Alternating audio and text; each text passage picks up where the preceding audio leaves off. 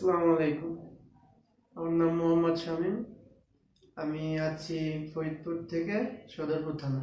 সদরপুরে আমার বাড়ি। তাই এখানে হচ্ছে আমার কোমর ব্যথা ছিল 1 বছর। 1 বছর একটু বেশি হবে। 1 বছর ধরে দীর্ঘ কোমর ব্যথা। আমি অনেক জায়গায় ডাক্তার দেখাইছি, প্রচুর ওষুধ খাইছি, তো কিছুই হয় নাই। যেখানে গেছি সেখানেই বলছে যে সকল ডাক্তারে অপারেশন করতে হবে। তাই আমি আমার মামার কাছ থেকে এই খবরটা পেয়েছি, ইয়াকুব স্যারের। আমার মামার এক খালার সমস্যা ছিল কোমরের, তো তাকে অপারেশন করাইছে। সে আল্লাহর রহমতে এখন পুরোপুরি সুস্থ। তাই আমি ওখানে অপারেশন করাইছি, স্যারে আমাকে ভর্তি করছে।